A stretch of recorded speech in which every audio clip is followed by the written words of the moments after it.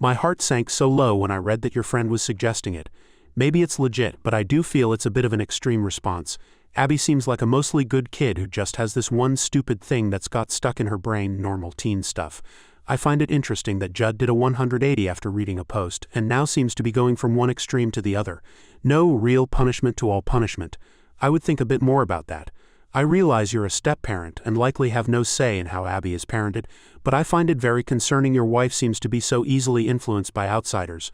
Honestly, if Abby's able to keep to her word to, if not end her pranks entirely, at least tone it down, I'd say you're all in the clear. Maybe suggest to Judd that you keep this program in reserve in case she needs it, and that she have a chance to prove she's learned her lesson first. To update 7 months later. Well, it's been 7-ish months and there have been a few developments. Let's address some more things before getting there. Up until recently, I have been still getting DMs asking why is this brat still in my house, why am I friends with Jess, and why did I name my wife Judd in my posts. I was drinking when I made my first post. I saved a draft and went back to it after a few hours of sobering up fixing a bunch of grammatical mistakes, but clearing some got overlooked and it just stuck. I was planning on calling her Judy.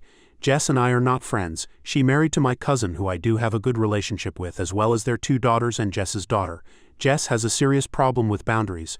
As for why Abby was still living with me, you have to understand, her stepfather, broke Abby's, my stepdaughter's, nose. If word got out it would look really bad. I would be seen as an abuser and may have even been arrested.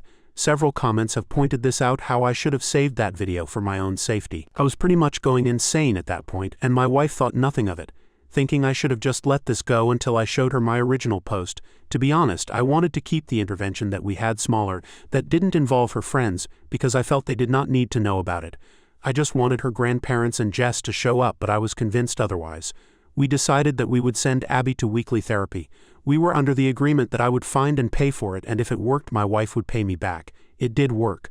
Abby improved by a lot. She has realized how much damage she has done and working to improve things. She has even begun to do volunteer work as well, which I didn't think she would do. She has apologized profusely, realizing how disgusting her prank was. She has also deleted her TikTok account, claiming that's where she got all the ideas from. We decided we would get her a new smartphone for her birthday 3 months ago for the improvement she's shown. We took away all smart devices as punishment.